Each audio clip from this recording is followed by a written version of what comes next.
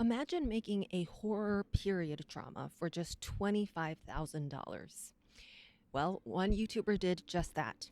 Adrew Rakich was able to amass enough of an audience to crowdfund a film and is now redistributing the money that he makes to the cast and crew. And when I heard about how he funded and self distributed this film, I was like, I have to talk to this guy. This is exactly what Artists on the Verge is about. And then I saw the film. And as I explained at the beginning of our conversation, this did not exactly go as planned. Now, I want to make sure I say one kind of disclaimer. Think about all of the criticism that's out there of big budget movies and really popular TV shows. Why do people make those criticisms? Because they believe those pieces of media to be important. And so I think that if we are going to believe outsider art, like Atunche's film, The Sudbury Devil, to be important, we should critique it just like we would a big budget movie. So that's what I tried to do in this interview. And I hope that Adrew understood that my critique had to do with taking him seriously as opposed to just patting him on the head. I should also say that the film itself contains a lot of gore and kind of uncomfortable sexual content. If you are made uncomfortable by those things, just don't listen to the first half of this conversation where we're talking about the content of the film. I'll mark that in the description, and don't watch the film. But if you are comfortable with that kind of thing, I really suggest that you go watch this film. And then also with the rental, you get a lot of bonus content, which if you're a fan of the Artists on the Verge podcast, you're going to enjoy because it's about the process. So with no further ado, this is me talking to Adrew Rakich, the director and writer of The Sudbury Devil. I'm going to say something really impolite, but I think having seen your film, I think that I'm in the company to do that. I watched this film actually with Nicholas Anthony, with whom I have a podcast segment called "An Opera Singer and a Comedian Walk into a Bar." And he, and I thought it was perfect, like a perfect thing for us to talk about and perfect for us to interview you together, because he's a former TV writer. He's like, he's a comedian, TV writer turned novelist, but he's been like in the business a little bit. He's made his own indie films. I was like, this is perfect. I sent him your video where you talk about Louis C.K.ing it, which was like, we really both like that because we talk a lot about indie creators and how different people, cobble their budgets together and all that. It's like perfect content for us. We watch the movie. I have to hold him down almost so that he finishes watching it.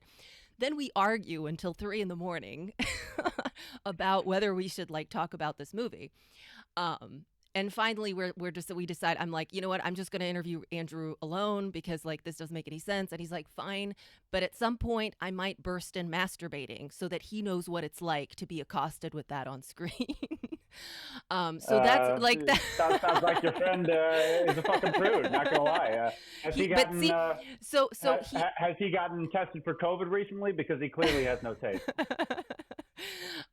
No, actually, he's not a prude. He's done like lots of like, I mean, he's as a comedian, he's joked about masturbation a lot. Like he's definitely not. That's why it surprised me.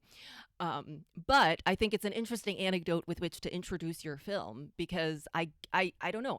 My first question for you was like, were you hoping to outrage people? Were you hoping to surprise people with that, masturbation scenes? Were you hoping that there would be like a buzz around it that like this aura of like transgression around it? Was that something you were going for? And has that been the overall reaction so far? Because I haven't seen anything online actually to that effect. I mean, there's been like I think a fair bit of that. I mean, the cum rock has become sort of a bit of a meme. Okay, But yeah. no, I don't know. I mean, I don't think it's. I mean, it was. I definitely did want to make people uncomfortable, um, and there's definitely kind of an element of transgressiveness and shock that I wanted to go for. Not without purpose, though, right? I didn't want to be a pizza cutter, all edge, no point. Um, there are very, in my opinion, good reasons why those scenes are in there, and they speak to the broader themes of the film, and it all kind of ties together. But no, it wasn't necessarily kind of a marketing ploy. It was quite simply, I just thought it would be fun, I guess. It was yeah, it's just sort of a combination of my kind of sick, twisted sense of humor and the themes of the film, and kind of as with most horror, you kind of take your characters and you plunge them into the worst situation you can imagine. And for our godly Puritan men, um, that was probably going to involve some people taking their clothes off. Right. So you talk about the themes of the film. What are the? I do want to push back on the themes of the film as a woman a little bit later. Okay, get ready for that. However, what were I'm to ready. you the films? I'm sure you are.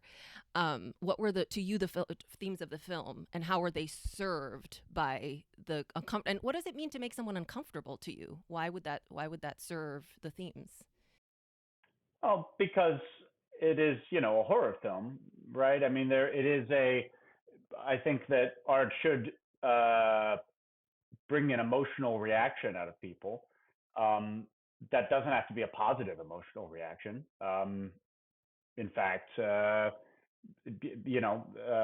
seems like if you were to only go for a positive, or were you to sort of prescribe that art is tainted or bad because it elicits a negative emotional reaction.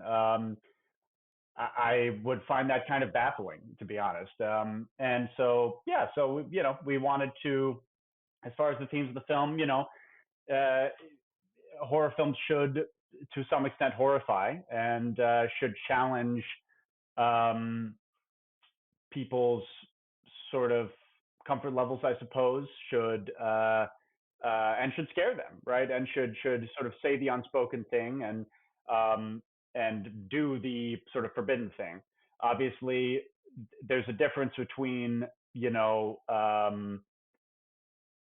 it's important not just to be offensive for the sake of it, which I would I think some people sort of have made that charge against the film, which I think is woefully off base. I think they just don't get it. And but yeah, I think it's as far as the themes of the film, we have essentially a dark creation myth about America, right? And so we have these characters who are essentially through their trauma and their frail, whimpering humanity, and the history, both on kind of a personal and a historical level, right, of sort of the events of the film and the historical context around the film surrounding King Philip's War and the genocide of indigenous people in New England, and the Puritan sort of religious culture, the enslavement of African people, the sort of basically, and we could talk about the gender thing, basic enslavement of women in that culture, or sort of slavery under another name, as it were. Um, through that we have this sort of parable about how these sins of the past reverberate through to the present. And that's very much to sort of go briefly into spoilers for what the last scene of the film Yeah. is I, speaking I'm of, fine with which is spoilers yeah. personally, so you can just speak freely about whatever Oh, sure, yeah, in yeah, terms yeah. of spoilers. Yeah. Sure, yeah. But yeah, in terms of the curse that our main character John Fletcher kind of lays on New England and by extension, all of us. Um, yeah. So I mean, it's like this alternate history, basically. I mean, it's an imaginary history, right? That's how kind of how you were thinking about it. Yeah, not particularly alternate. I mean, the actual sort of history is very um, uh, the history, the real history that we allude to The did situation, actually yeah. happen. But yeah, obviously, no, there were no big weird inky planets in the sky and Right. no cum rock, unfortunately. And Right. yeah, Well, maybe there was, but it was it wasn't magical. yeah, Maybe. maybe there was. Yeah. Um, I guess this kind of leads us to my kind of quibble with the film, which is that, I know, like because I also listened to the post premiere talk and all of this, which had so much interesting information about also just the history and about your knowledge of the history and about how you think about the context of the film.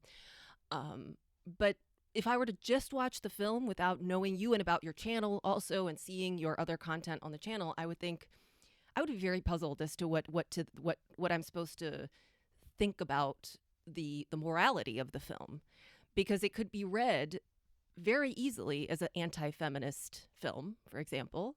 It could be read as almost like I mean, it could also be read as like you're taking the false reality that the Puritans, with which the Puritans killed innocent women, mostly women, right?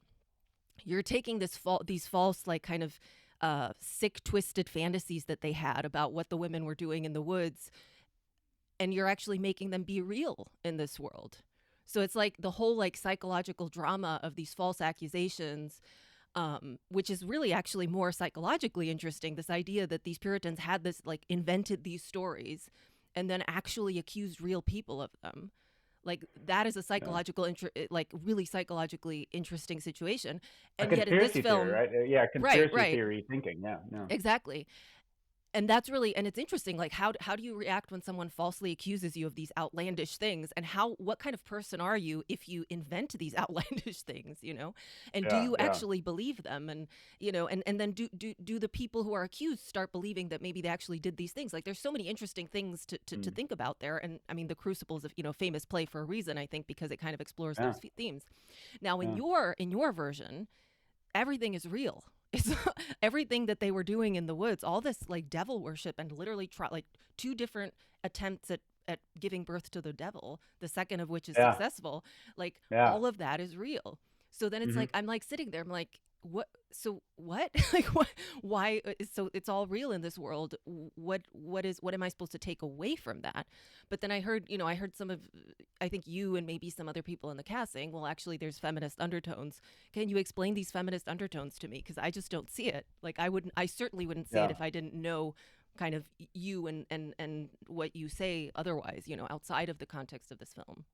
Interesting. Yeah. Well, I think it's like definitely that is a great point, and that's something that's so important to remember in the study of the witch hunts and 17th century demonology, is that the witch is an invention of the witch hunter, right? Like that the witches never existed, right?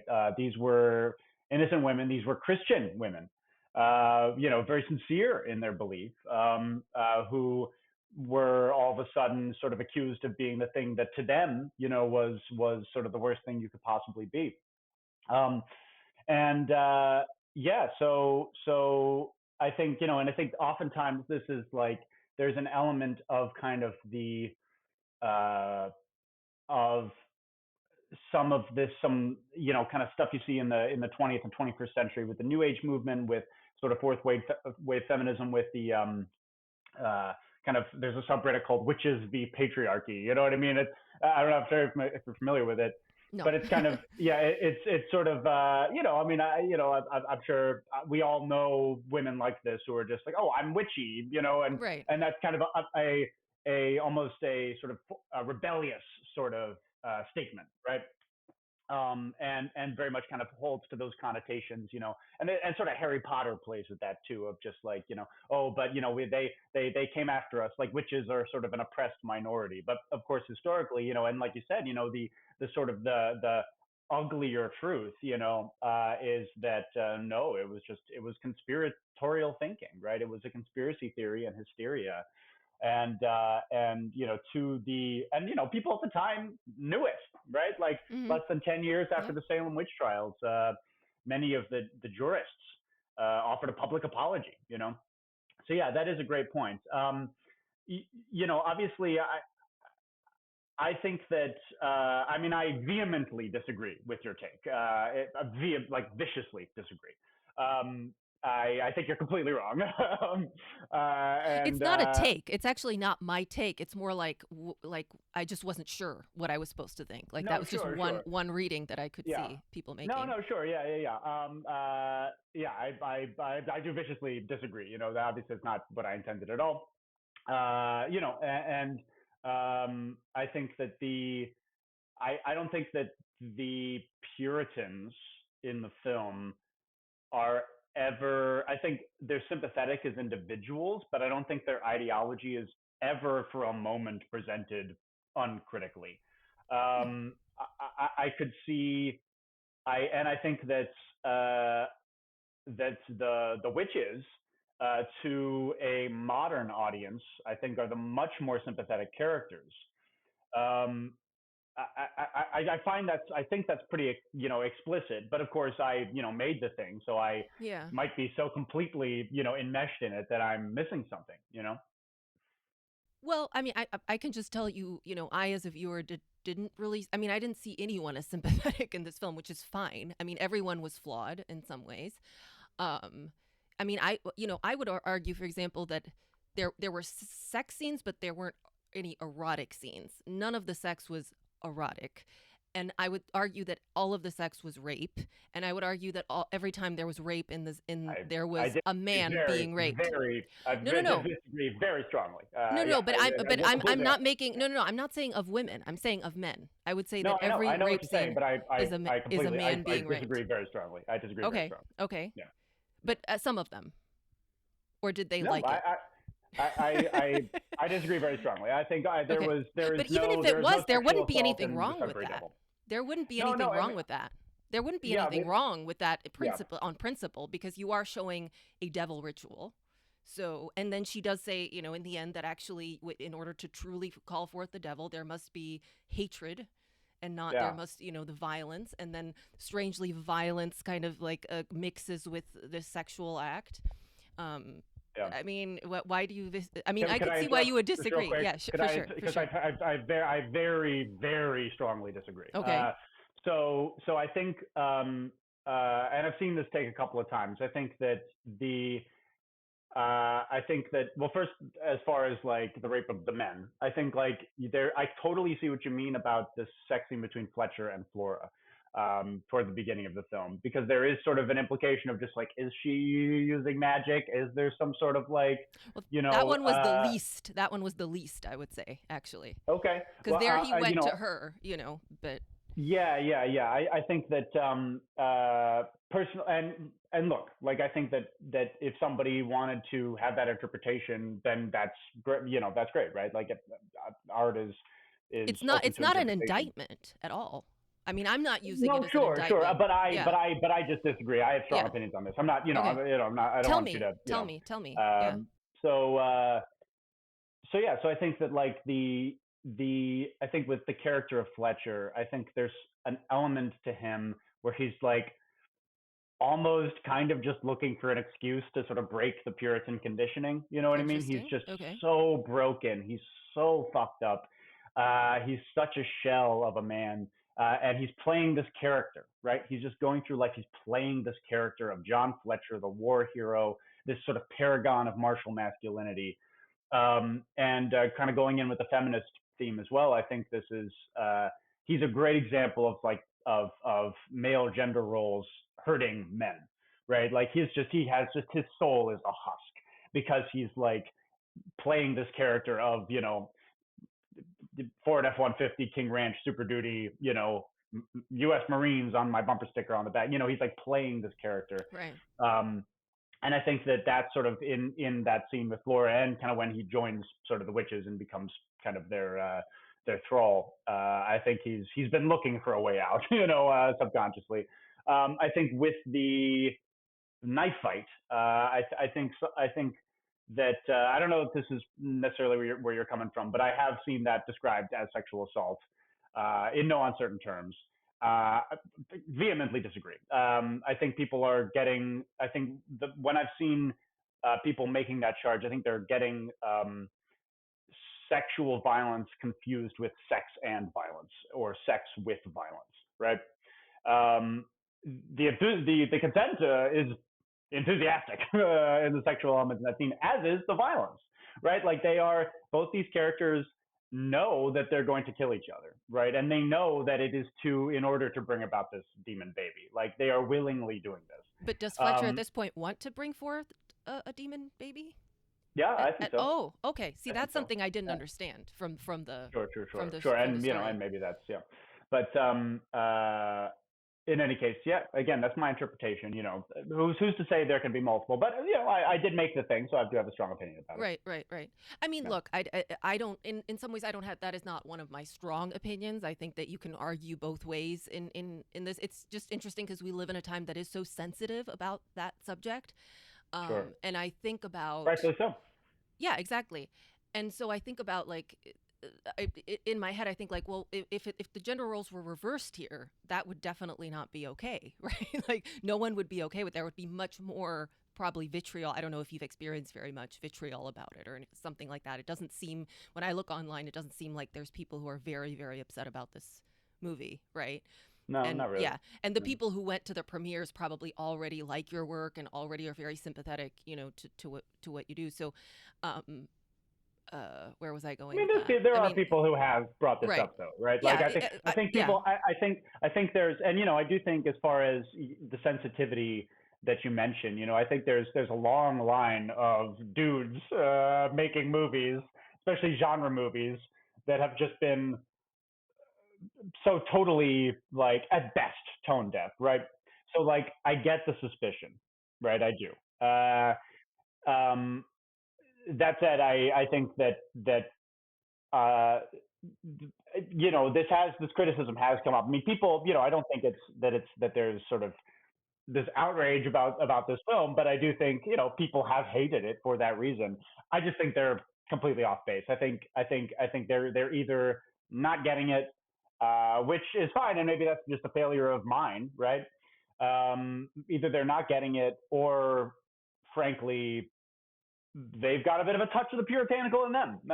Frankly, bluntly, like I think there's a element of I think there's a bit of a it's going around a bit like COVID, a bit of sex negativity in our culture, especially sort of uh, that kind of comes from sort of that place. We see it in a lot of discussions in film of like there's going around about, oh, is this sex scene necessary in this film? There's people are looking very critically at sex scenes in movies.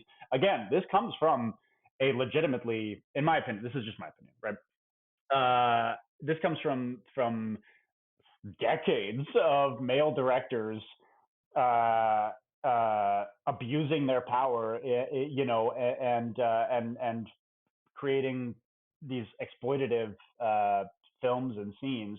So yeah, like we should look critically at these scenes. But I do think that like I think there's a bit of a strain of prudishness in there. I'm not gonna lie. I think sex is a very important part of being alive, and it should be in our arts, right? well, yeah. Yeah. I mean, I I don't do know. I'd be too, curious. and I'm I'd be curious about your take. Yeah. Yeah. yeah. No, but I mean, I do too, and I also, I mean, I'm half European. Like I don't really have that in me. Like I'm very used to, all sorts, indie films, all sorts of things are, you can represent anything you want on screen, and I'm not. I've always felt that way. Also, when I was in the U.S., because I'm half Czech, half American. When you're in the U.S., you do feel this weird kind of Puritanism, which Yeah. sometimes translates to this weird naivete also about sex, where like people who think they're sex Mm, positive are just sex stupid. Like they're sure. not they don't really think about the responsibilities of, and that the fact that you can't, it's not just a physical act. It's never just a physical act, maybe for some people, but not for so there's all these things No. that I think No. that Yeah. people when they're sex naive, when they come from puritanical culture but want to go against that culture, they kind of go into a different direction. And I saw, again, when you talk about just what's on the screen, right? There's so many other contexts and so many other things that you are as a creator and all of the creators are aware of, and that they bring to it that may not end up on the screen, right? So when I just talk Mm, about the Sudbury Devil, what I see on the screen, it is a kind to me, it's a kind of sex negativity that I see, because there is no like positive sex happening. But I also don't think that it's up to you to do that in every film that you make. You know what I mean? Like I don't think it's up sure. to every Yeah. creator to be like challenged on how they're representing sex. Like, it was appropriate to this story. But it's interesting because to me, the representation of sex in this film is almost like this sort of mirror to Puritanism, where it's also where Mm, every single sexual act is actually a kind of scary negative act, and possibly a mm. transgression against another person. Even if Yeah, I we don't love want to, that. I love that. That's really great. I love that. I disagree, but I do. That's That's an awesome. That's very well put. Yeah, yeah. Yeah, but I mean that would be a very interesting layer to the film, and I think that that's Oh, for present, you sure. know. And Yeah, your yeah. No, historical yeah, that's cool. comprehension of how these people thought is really, I do think, comes through in the film, and I think is one of the most interesting aspects of it. Your historical, the fact that you have a strong historical like grounding in how the Puritans thought and wrote about all this stuff, you know. Sure. No, no. Like I said, I think that's a cool. I think that's very, very well put. I think that's a very cool sort of interpretation. Yeah. Yeah. One thing I did want to just ask specifically about like the kind of devil stuff that you show is how much of that is like directly taken from texts of that time and how much of that is your like your invention. So basically, the in the Protestant tradition, the witchcraft was that Protestants thought was happening was quite tame and not very interesting, in my opinion. Like in Massachusetts and Salem and stuff, the sort of witchcraft that was thought to be happening was kind of vague, spectral, tormenting. There wasn't anything. There were sort of thought to be kind of witches' Sabbaths and these kind of weird, freaky, demonic meetings and stuff.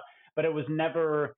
Um, but it didn't sort of reach these kind of like manic heights that were reached in the film or reached in the sort of Catholic dominated continental Europe. And that's sort of where we drew a lot of inspiration for the devilry in this film, specifically the sexual and violent aspects. Because there was, I mean, there was so much anxiety reflected in sexual anxiety specifically reflected in Catholic perceptions of witchcraft. Um, Famously, the author of the Malleus Maleficarum, who was just the worst. This guy was just terrible. He was just a total. I mean, he was a serial killer psycho. Well, Like he was a it was sick like Jeffrey mind. Dahmer. Like He was a what? a sick mind. Like I mean he Oh, invented for like sure. he had all yeah. Yeah, yeah, he was kind of the guy, but he like kept harping on this idea that witches would make your penis disappear, and he like kept going back to Interesting. it, and he was really intense about it. So there was a lot of that aspect to it. Now some of the sort of more kind of sci-fi psychedelic sort of elements to our witchcraft was from just me and our ideas, right? Like the light in the woods was kind of just a thought. Well, originally, the cinematographer Eduardo and I had an idea of making an alien abduction film set in like the late 19th century Oh, interesting. in of something kind of this sort of Lovecraftian kind of windswept northern Massachusetts kind of stormy sort of alien abduction, gothic Dracula sort of thing. And the big idea is, oh, we'll do it cheaply by having just this big light, and we'll never show the aliens. We'll just show this big light. And that kind of carried it. We sort of ripped ourselves off to this. It was like, okay, what's sort of a, frankly, just a cheap thing to do that's kind of creepy in a period film. And, it turns out just putting a big light on the end of a jib and moving it through the woods is, it just kind of has an off-putting effect to have sort of such a glaring white light in a period film, in a world lit only by fire, as it were.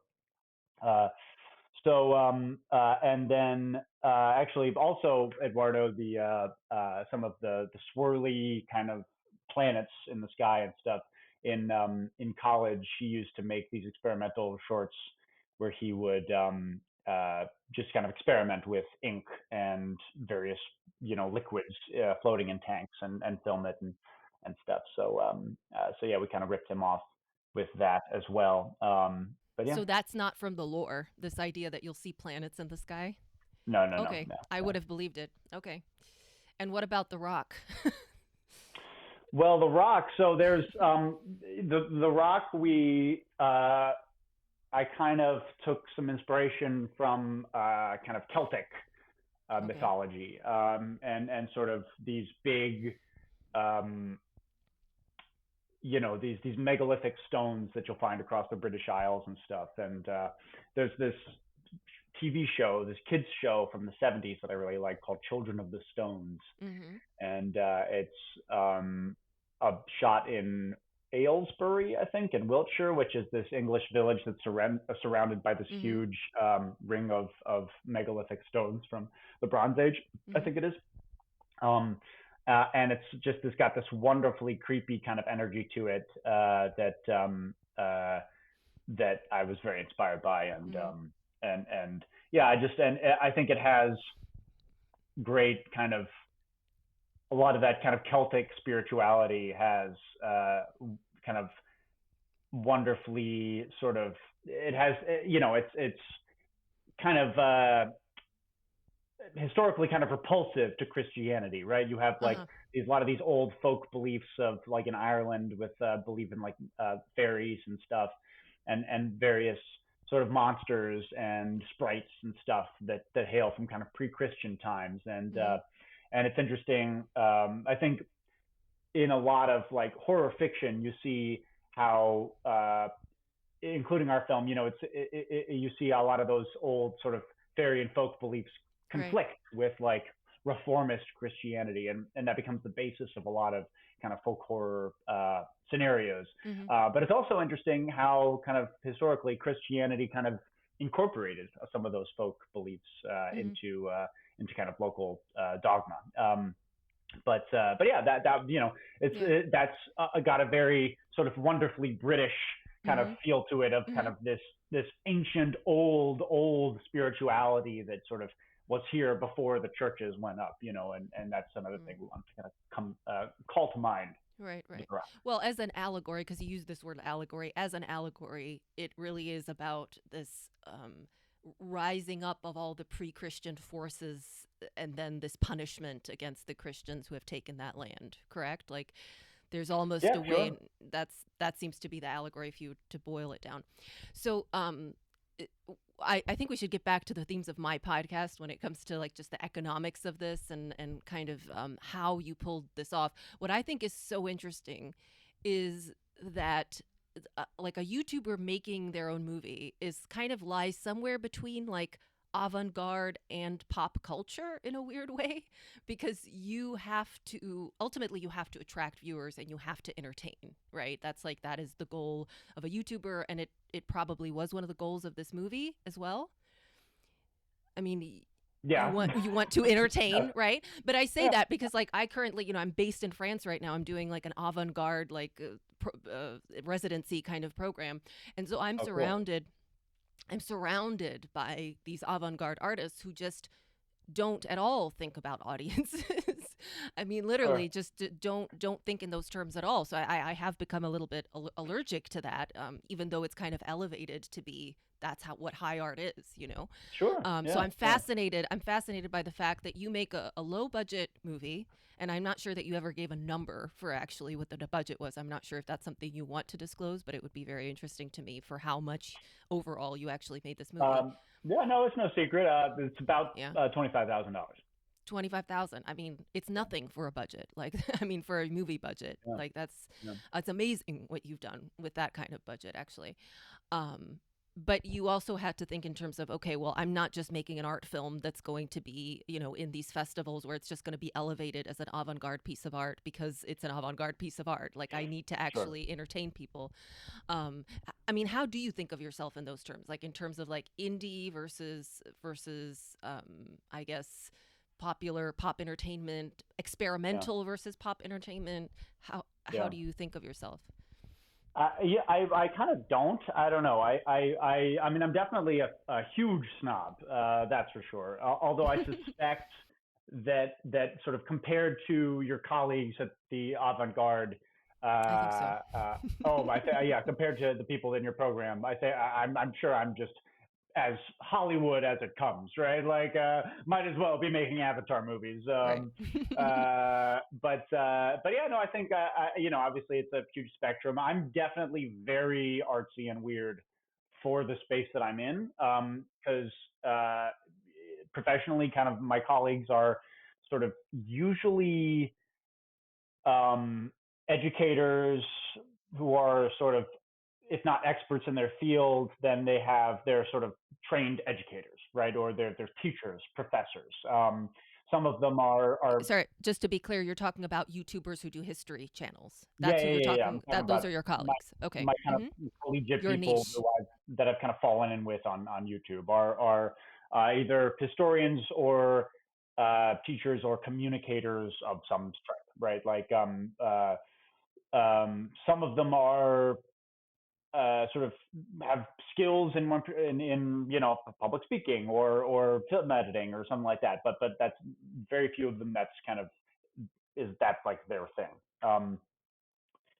And so I'm definitely somewhat somewhat unique, not totally unique. I mean, there's lots of YouTube channels run by people who've gone to film school and have basic grounding in this stuff, um, but with for the sort of level of I guess rigor and kind of depth that I go like my stuff is not again, everything kind of being a spectrum, but like most of my stuff is not pop history, right? It's not kind of like, the Civil War for kids, here's an animation of, a lot of that stuff that's my stuff goes very in deep about very niche stuff that most people don't care about at all.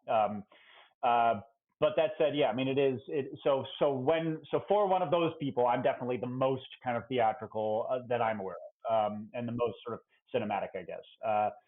I am 100% American, so I very much grew up in the milieu of watching blockbuster films, right?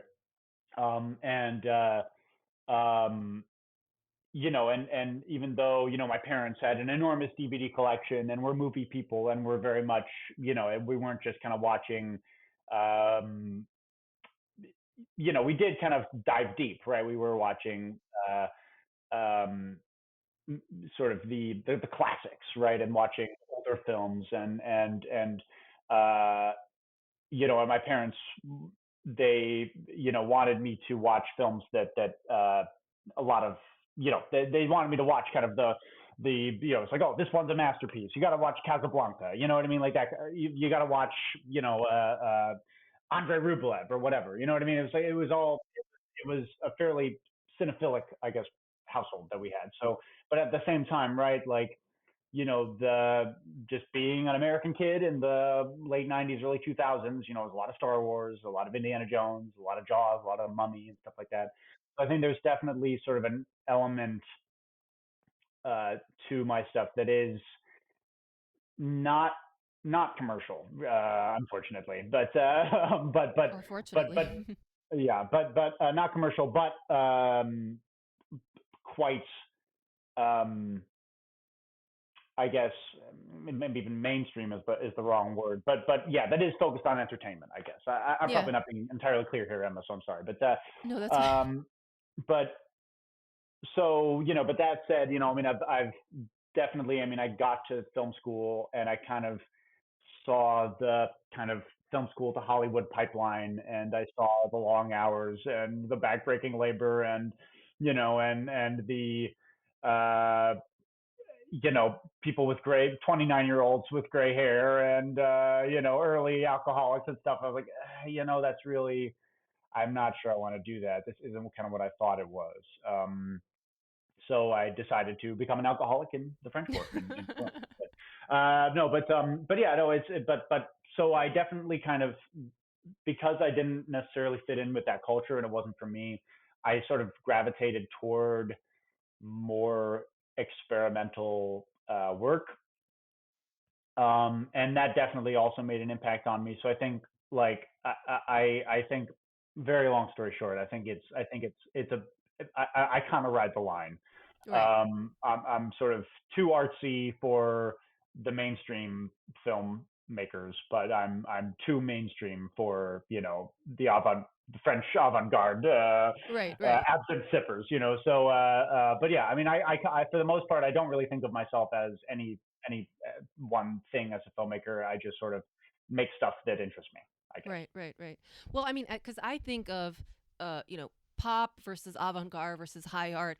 those are, to me, those are just like how this is funded. Like you can usually slot those in with how is it funded, right? Yeah. Avant-garde is often funded by like Great special point. certain institutions and the artists themselves. High art is funded, again, certain institutions and rich patrons. Pop art is funded by, mass marketing, blah blah blah.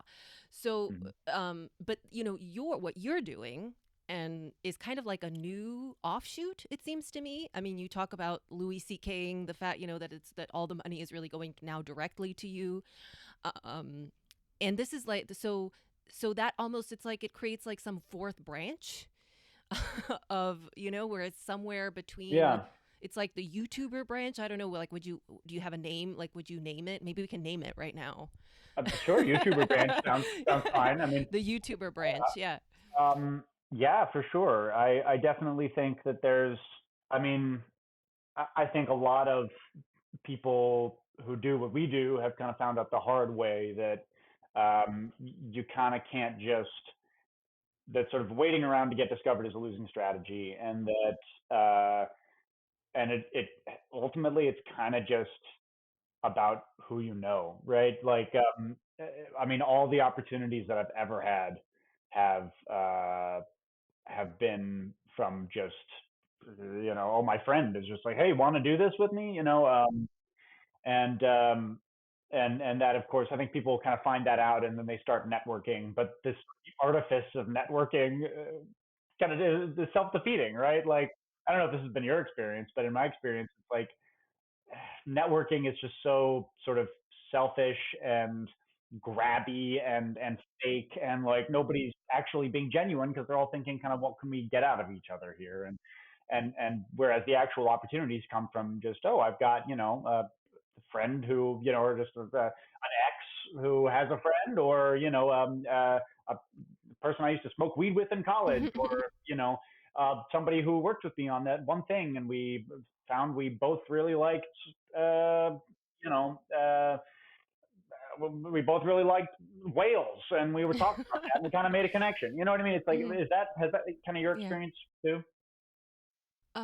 Yeah, I mean, my experience is that well, I come from like a very different world, I think, than filmmaking, because Mm. opera is yet another. I mean, I've left that world now, but basically, if someone who can give you a job just likes you, or if they just need someone of that you fit into a certain slot that they need to fill, that's Sure. when opportunities will come your way. And it's sort of like, auditions don't actually directly ever lead to anything. It's, you Yeah. do them because you need to sort of stay in people's minds. But then the work that I've gotten, it's usually been like, hey, this person dropped out, can you come in, and do this, or so it's usually like that. And that's what makes it Yeah. frustrating, is that it's not in your hands, really. And what Sure. makes it really frustrating is also when there's an oversaturated market, and I think this is happening all over the arts, that there's just this Yeah. oversaturation. And if you think of it as like a game of musical chairs, there's just a point at which it makes no sense to play the game, you know?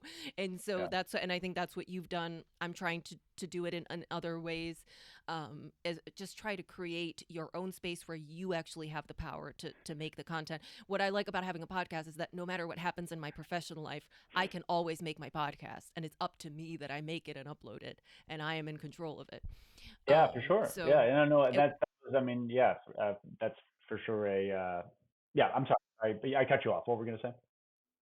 that's all. I mean, it's just there's a powerlessness when there's an oversaturated market, and you can be as good as you want, but it's just you have to kind of wait around.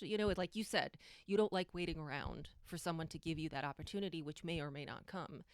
And you're sort of placed before this choice, like, do I play the mainstream game? Do I play to the institutions? Or do I actually try to develop another skill set that's going to allow me to kind of exist outside of that? It's almost like a Yeah. life raft. It kind of feels like you build a life raft and kind of slowly float away from Yeah. Yeah. from the Yeah. mainstream. Yeah. Yeah. Yeah. No, I definitely, uh, sorry, I got a little bit off track from what you're talking about with the YouTuber branch. I apologize, but Yeah, yeah. No, so it it's fine. was. So I think it's like, yeah, I would say that, I mean, YouTube specifically is far from a perfect system. I mean, there's for, or a platform for an artist. I mean, there's zero accountability. I mean, it's a techno-fascist state, right? Yeah. It's just I mean, YouTube is this private company. It's this total monopoly. It's this megalith that owes you nothing, to which you are completely dispensable. There's absolutely no transparency. There's absolutely no protections. You have no rights whatsoever as a worker. Um, that said, it is the most democratic. I think. I know I'm biased, but it's the most democratic platform for an artist currently. And I do think that I think anybody who is thinking, oh, maybe I should make a YouTube channel about my interests, I would say, I mean, go for it, right? Like, do it. Like, it's you have nothing to lose. If after a couple of years it's a failure and nobody is watching, whatever. You've maybe that you've sharpened skills or you had a hobby for a while, and that's great, right? But I do think that the there's a level of individual expression that YouTube can deliver that um, you know that even in a collaborative art like filmmaking, or sort of that you can achieve a level of power, a level of control over the fruits of your labor and your work that I just don't see anywhere else, unless you're operating at just a very, very high level in these industries. Uh, and certainly I think this is probably a failure of America of the United States to sort of to be subsidizing its artistic sort of endeavors, right? I mean, certainly in other countries, artists can quite easily, right, get grants from the government. You know more about this Well, than I not would. Like, easily. I've oh, okay, tried and okay, failed. okay, all right, okay. But yeah, I tell you. it's a whole different game. I have a whole like video about where we discuss like the how we tried to fund a short film. It wasn't even a full feature length. Mm, yeah. And we had to put it away because you are competing with lots of people for the. It's great to get them, but then it Mm, really does become also like who you know again. The moment you're beholden to an institution, however great it can be, that there's a level of kind of like politics in it. sure. Now, Yeah. with That makes total YouTube, sense. Yeah. yeah, with YouTube, it is democratic, let's say, although there's the whole network effect. I mean, I was just I was just listening. This is very depressing to talk about, but I was just listening to an interview with Jaron Lanier. He's a big he's anti social media. I don't know if that name means anything to you, but he's kind of he was in the film where they made a film on a documentary on Netflix about the social network. I don't think it was called The Social Network, but it was anti-social media. In any Oh case, yeah, I saw that documentary. Yeah. yeah, yeah. Yeah. He was in there. He was the guy who really, really interesting looking guy with big dreadlocks, really high voice, and he's called the father of virtual reality, and I adore him. And he was just saying on an interview recently that it's like we have mathematical models to show why when you have lots of people when you have like this free competition, there will always be these winners that come out of that competition and squash everyone else. Like this is math. Mm, This is a mathematical model that they have, sure. Yeah. and Yeah. that's Yeah. why capitalism, when it works, it's when there's enough state intervention to prevent that from happening, Yeah. and Yeah. so Yeah. forth. Trust So, but busting. Yeah. on YouTube, it's perfectly democratic. Let's say democratic, right? In the sense that, in the sense that you're free to fall on your face if you wish, and but I mean, there are these ways of maybe of like you, and that's what I'm so fascinated about, creating an audience that I think is not oversized. It's like the right audience for an artist to be free still, but Sure. also to Yeah. have like the support that they need. So talk about how, I mean, maybe you don't even know how it happened, but talk about like how that happened, and do you think that what you created in order to gather that audience? I know you have a whole video about this, but about being a YouTuber, but to gather that audience, is that art to you, or is it that you have to kind of compromise the art and create a different kind of content in order to create Mm. the audience so that you can make art? It's a leading Yeah, no, question, but no, it's a great question. It's the question, right? I mean, right. no, that's an excellent question. I think so. I do. It's funny because that I do have a video about becoming a YouTuber that I made. I don't know, 10 months, no, not even 8 months after my channel blew up, and I started making a living doing YouTube. And I haven't watched that video in a long time, but I remember kind of what I said in it, and I have thought back to it a couple times over the last year or so, and just think, thought, my God, what a horrifically naive Oh yeah, take on, because you were you know, kind of yeah, on I that was big just, like wave at the beginning, right? Because you were yeah, like exactly. riding that wave. Yeah. Because I remember I was just in that video just speaking so confidently about like, oh, here's how I did it. It's just that you Mm-hmm. don't fucking know anything, and like, and there's this element to it of just like there's a sort of element of positivity to it that I no longer really hold. But I do think so. The way that I've um, the way that it kind of worked for me. So I will say it's like, even though I'm a bit of a sort of mean, cynical bastard about it now, more so than I was when my channel first blew up 4 years ago. I do think that like ultimately it's important, sort of big picture, um, uh, to sort of mention that I am unbelievably lucky, right, to do what I Right. do, and the position that I'm in is so unbelievably privileged as an artist, right? That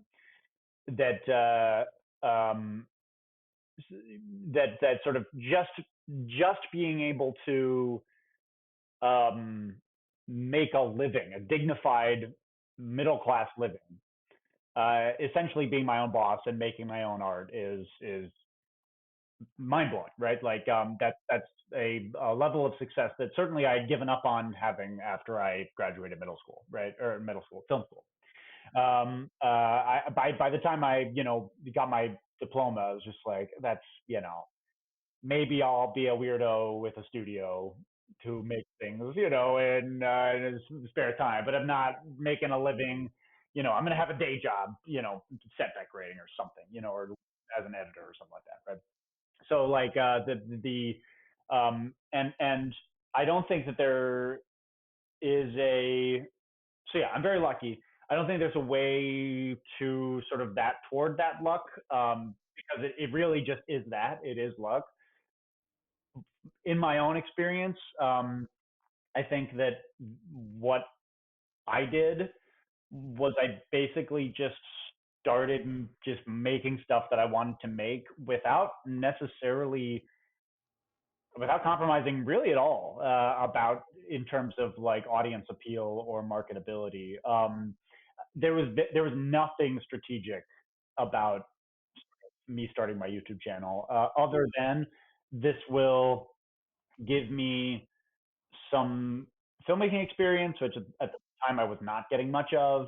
Um, because it was sort of a question of, it was like every year or two, I would get my friends together to make an independent film, like even Sudbury Devil level, right? An independent film that cost as much as a high end mattress, right? Like just Right. very tiny stuff that were just never worth it, and that nobody ever saw, and there ended up just being these huge year-long projects that just frankly just weren't worth it, right? Like, and YouTube was sort of this thing where it was like, I can make one every week. It doesn't have to be that good, it can I can sort of just shit it out. I don't have to be that precious about it. And initially kind of, and I thought maybe down the line I'll have made some stuff that I can show to people and just be like, hey, I'm a good editor. Here's some stuff that I've edited. Here's a whole Mm-hmm. YouTube channel of stuff that I've edited. That kind of Mm-hmm. thing. So I wasn't strategic about it at all.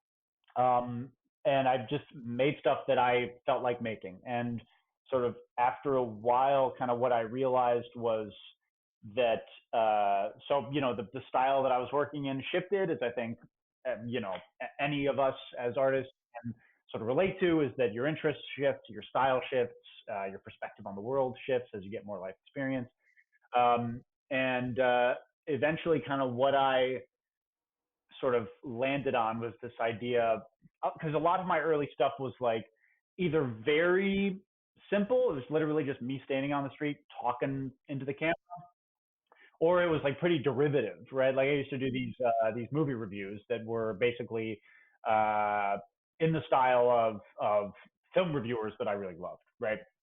Um, just I mean, that stuff, it was fun, but it was like highly derivative, right? And so actually, kind of what I think, and I think most of us kind of reached this realization, which is like, what's something that only I can do, right? Like, Mm-hmm. what sort of skills that sort of only what combination of skills, I should say, that sort of like are unique to me that I can then sort of express. Sort of what I landed on was this sort of kind of very theatrical sort of form of historical education that essentially, I guess you could call like a docudrama, in a way. But my most popular series, Checkmate Lincolnites, is so YouTube-y as well. That there's sort of an element of kind of the digital 21st century sort of internet culture in there as well, specifically with that series, which I think is why it's popular, frankly. So, but so yeah, it was just kind of that. I think a lot of us have that, right? Like have that sort of moment where we kind of realize, that. But that ended up sort of clicking with people. But I what I didn't do, I didn't just sort of make a Checkmate Lincolnites every week because that's what people wanted. I aggressively did not do that and said, I'm going to make the kind of shit that I want to make. Fuck all you people, right? Like there's sort of an element of um, which I think is probably, even though there's kind of obviously no one way to become a working artist. I think this is something that I do sort of, I guess, offer as humble advice, which is maintain distance between. Once you get an audience, keep your distance. Don't get close to them. Remember that it's transactional. These are not your friends. This is your audience member. These are your patrons. These are not your friends, right? They do not. They don't know what's best for you as an artist. They just want the popular thing. Their tastes are not necessarily your tastes, right? And I think that in terms of, in a commercial sense, it kind of makes sense to pander to your audience. In a sort of, in terms of in a spiritual kind of nourishing artistic sense, I think it's the Mm. worst thing that you can do. Yeah. Because I think then it sort of stunts your growth as an Right. artist. And so I think, and some of what I've done has been, so I've gone very far in just really strange directions many times over the years. And what I've found is that maybe it's just my audience, although it's kind of hard to make a declarative general statement about hundreds of thousands of people. But like they've been very willing to go with me to those places, right? Like sometimes things aren't as popular as other things, um, but for the most part, it's like it isn't just like what the fuck is this. You know what I mean? Like people are just like, oh, okay, like they'll sort of be willing to go along. And so I think that like I think one thing that I've done that I think is that I like to make note of in conversations like this is like, don't be afraid of your audience. Don't even listen to your audience. Just, be grateful for them, because without them, Mm-hmm. you wouldn't be able to make a living doing what you do. But like, they don't know what's best for you, and they don't know you, and I mean, the best art is sort of the truest, right? Mm-hmm. Mm-hmm. And sort of, and you're not gonna sort of land on truth, and you're not gonna sort of land on that ineffable thing, if you're kind of like, oh God, what do they want? Oh, are they gonna like this? Does that make sense? Yeah. It makes perfect sense. Yeah. I mean, I also think that you've been able, because I think it happened for you at a time when you were able to look back at other creators and see how being too involved with their audience has bitten them in the ass, basically. Sure. I mean, the whole canceling phenomenon, like if you don't care, they can't cancel you, right? Basically. I mean, Yeah, I mean, a well, lot of yeah, it is there's, because a lot of yeah, it is the psychological aspect of that. And everyone's talking about, how the audiences can turn on you and this kind of thing. But if you have yeah, a healthy distance, you know who you are, so why would their yeah, opinion, and a lot of that also, of course, just sort of comes down to specifically kind of the cancellation. I think um, a lot of it also just comes down to just not being a total piece of shit. I mean, also, like, yeah. yeah, there's sort of an Well, but element of just, okay, but when you look at what happened it's like, to when you look at yeah, what happened to Lindsay Ellis or to oh Natalie yeah, Wynn, yeah, like those yeah, sorts of things happen, and the death threats because of something that just is not even um, yeah. No, you're that right. that when you get to that point, like they know who they are, right? They need to look into their hearts and know Yeah. like who they are. Yeah. Yeah. Yeah. No, I So completely, yeah. yeah. Those are great examples of that for sure. Right. But basically, what you're saying is you don't know how it happened. But basically, you were just making stuff that you could make quickly, you could make it regularly. There was a Yeah. kind of dialogue that you were doing with the internet. You understood that what you were making for YouTube as a YouTuber was not the same as the art that you would necessarily want to make if you had the budget and the time and the resources. But Sure. what's beautiful to see is that you built this audience, and then with that you made a movie that is legitimately like 100% above in terms of the how it's been planned out, in terms of how you've used the budget, in terms of the production value, in terms of everything. Then it is a real movie. Like, it's a real movie. There's It's value, there is a value long there. YouTube It is video. Yeah. entertaining, it's entertaining. And the fact that it starts these dialogues where we can quibble about what it means when you look at the script, what how you could interpret it, or how it advances weird Puritan sick thoughts instead of condemning them or whatever. Like, all of that is irrelevant because you've made something that is legitimately, unlike so many of the avant-garde indie stuff, is legitimately entertaining. And that's, to me, that's Sure. like the highest value that you could apply to something ultimately, Yeah. at this point. Yeah, So well, congrats. no, and I definitely no, and well, thank you, and I definitely, and I for sure I enjoyed hearing your perspective on that. Even though I disagree, I didn't come too down too hard on you there. I Not at care a all. lot about my movie, Of but no, course. I really enjoyed And that's what's so hard about movies. hearing your Yeah. opinion there. Yeah, Well, that's what's so difficult, and like, I understand. Like, I've tried to get a movie off the ground. I didn't even succeed. It was 3 years of work, of intense work, and yeah. if I then made that movie and someone quibbled with the very basis of it, for example, after I had done all this work, like, yeah, I can I could imagine how that would feel. But of course, you Yeah, as a reviewer have also looked at these movies, which take so many people to make them. So many people, smart people, yeah, do make the right decisions, and then just because of something that happens between, or because of because a movie is something that happens between people. It's never yeah. one person, right? And it's like Well, this magic yeah. thame that happens. And that's kind of Yeah. the and ultimately kind of in these conversations, I mean, my movie uh uh has been well received, and not just amongst my sort of audience on YouTube. That said, I have there have been very negative reviews that I've seen and read, Okay. and people who did sort of think sort of along those lines that it was an immoral film, and that said, like, and yeah, it's like at the same time, it's like, fuck you, and I do, and there is sort of an element of just like, you didn't fucking get it, dude, right? And that is legit, right? At the same time, in all of these conversations between creators and reviewers, almost always the reviewer is right.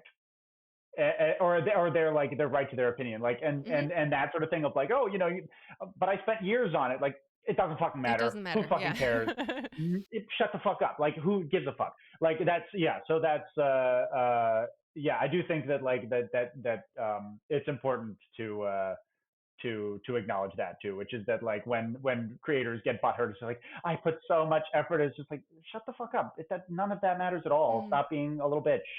Yeah. You made a movie to be seen, and somebody didn't like it, And yeah, so I think it is important to Yeah. yeah. I mean, all criticism is flattering, right? Because it means Right. that you're important enough to criticize. Exactly. So, Exactly. like, That's what I was yeah, gonna say. Yeah. that's an important thing so yeah, Yeah. bring it on. Fuck it. I love it. And I love look, it. Yeah. when it comes to Nick Anthony's reaction that I talked about in the beginning, like, the what they say is the opposite of love is not hatred; it's indifference, right? So if you Sure. really Yeah. hate something, that's actually not the opposite of love.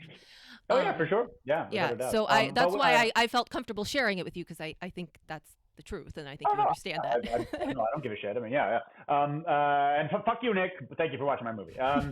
So anyway, the last thing I kind of wanted to talk about was the sort of co-op nature of Yes, my film, please and I do. think that's sort of, and that was very much kind of a necessity being the mother of invention type of Hmm. things, where we literally just couldn't afford to pay these people. And we were kind Right. of an age, like on other independent films that I've made, which never made any money at all. But like on other independent films that we made while we were in our 20s, people just didn't get paid, which is obviously fairly typical if anybody knows anything about independent films.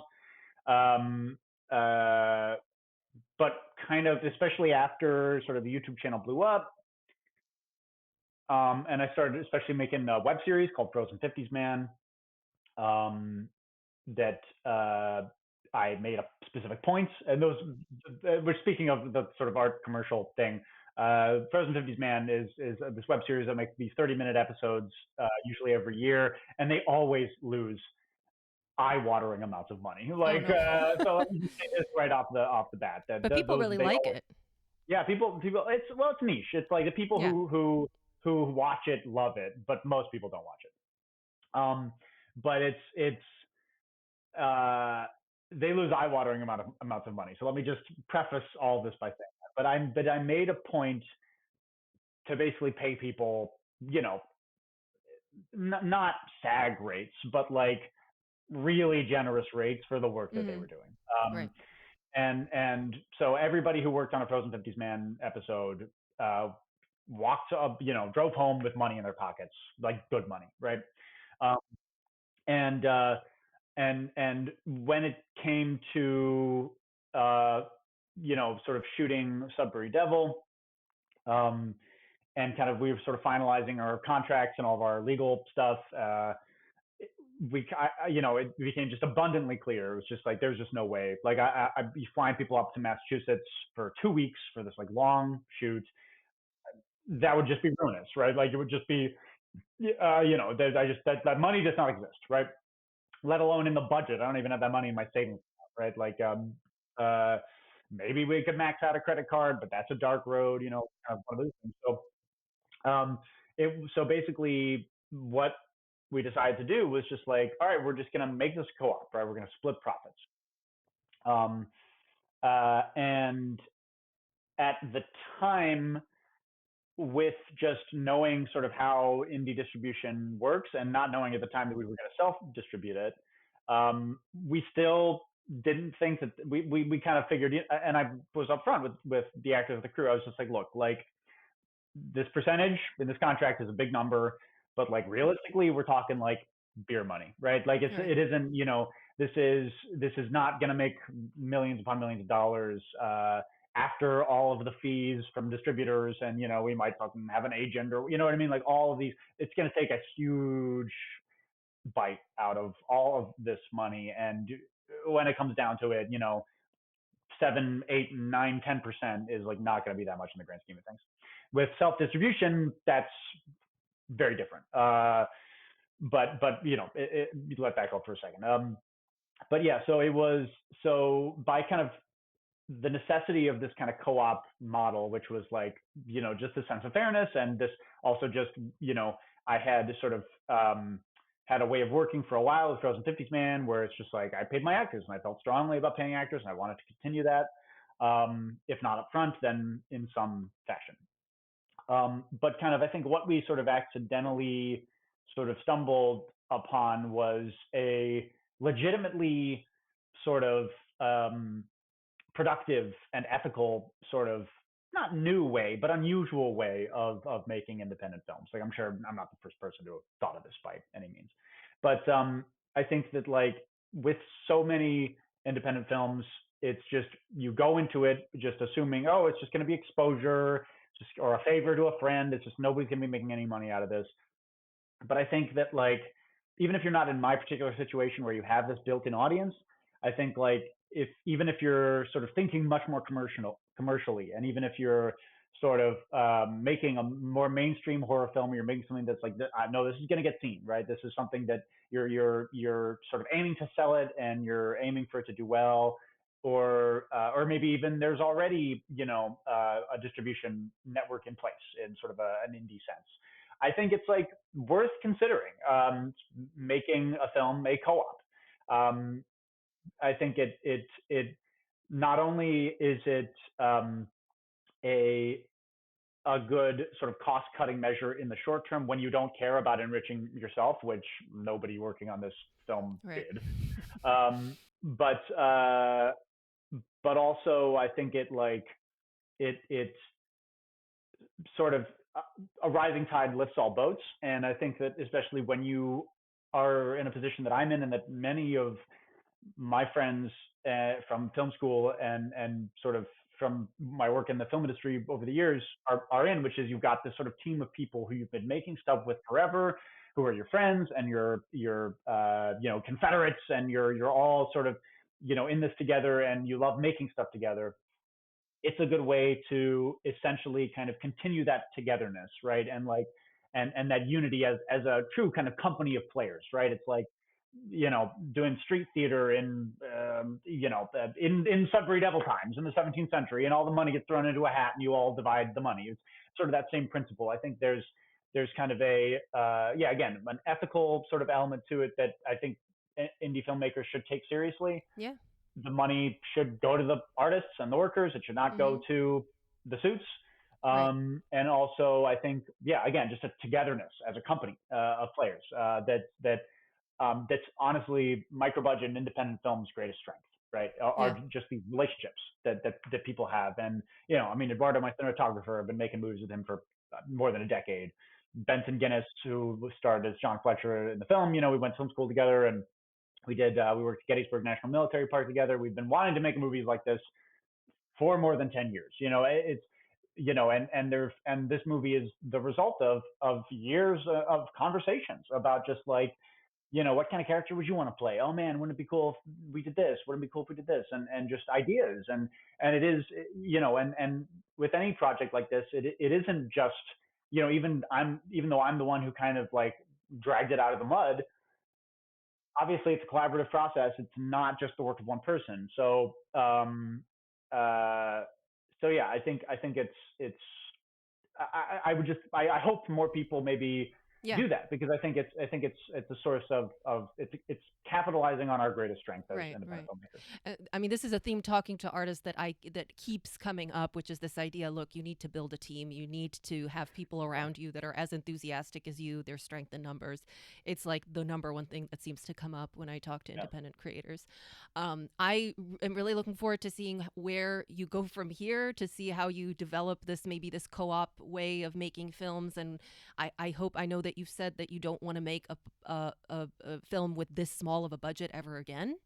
But I think I'm hoping that this was a stepping stone for you. I know that you also said that you shudder to think what this team could do with a bigger budget.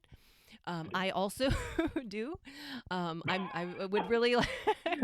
I think you said something about Prague alchemists. That maybe that's another thing that you were thinking of doing. I'm from Prague. I was born there. I'm half Czech. So if you Cool. ever need any Czech advice or a Czech person's perspective, I let me need know. an abundance of it, because I know that's because I need an abundance of it, so maybe I'll email Yeah, you. for sure, for sure. I'm available for that. I've done a lot of translating of screens of scripts and stuff, so I've kind of been on the periphery of all of the development phase of things a lot. So, but in any case, I'm really, I think that you're just a great example of making your way, just trying to figure it out, figuring new ways of Yeah. making films.